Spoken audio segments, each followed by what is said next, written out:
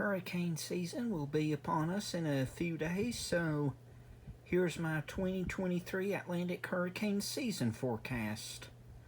I released mine 2 weeks ago, but I thought I would also make a video.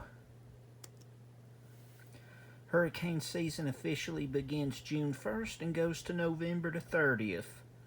August, September, and October are the most active months. In fact, the peak of the season is from August 15th to October 20th, and September is usually the busiest month. Since 1990, the Atlantic has averaged 14 named storms, 7 becoming hurricanes, and 3 becoming major hurricanes, which is categories 3, 4, and 5. So, what about this year? Here's what I'm going with for this season. I'm forecasting 11 to 17 named storms, 5 to 8 hurricanes, and 3 major hurricanes. Already we have had one storm as an unnamed storm formed in the middle of January. I will be honest, this year is going to be tricky as it is a transition year. The previous 3 seasons were influenced by La Nina, but La Nina officially faded in March, and El Nino is expected to develop. When the El Nino develops will be the key into what type of season the Atlantic has. Typically, El Nino will usually suppress tropical activity by causing drier air and increased wind shear. The ENSO region is basically the water temps in the equatorial Pacific, and this usually tells us if El Nino, La Nina, or neutral is developing. Most agencies say El Nino is when water temps are warmer than 0.5 Celsius for a minimum of 4 months.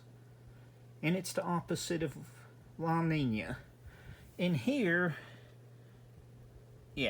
where we would watch, and as you can see, let me focus here. As you can see, it's warming, and currently water temps are 0.4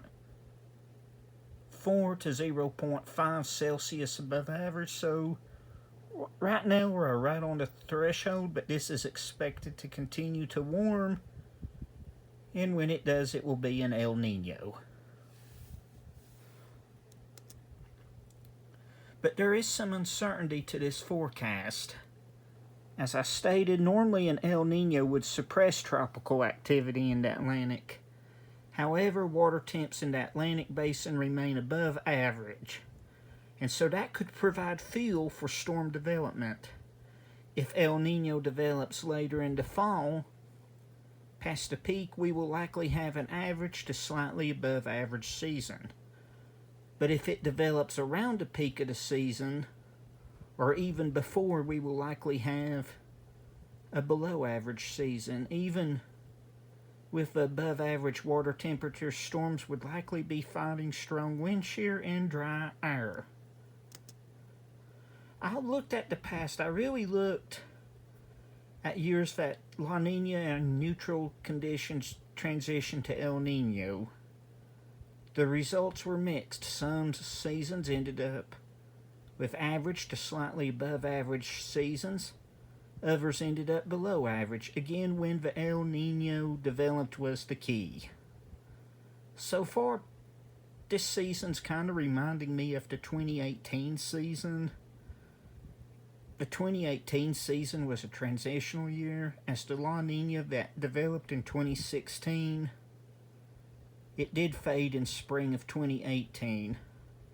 The El Nino developed in late October. However, water temps were above average and the season was slightly above average.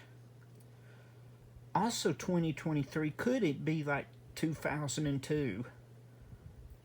Conditions were neutral for the first months of the 2002 season.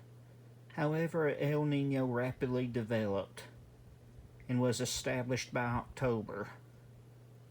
Water temps were above average for the 2002 season. However, El Nino developed by September and October. Still, 2002 ended up being average with 12 named storms, which at that time that was considered average. However, in a rare event, no named storms developed in October or November. The La Nina of late 2004 to winter 2006 faded and an El Nino rapidly developed.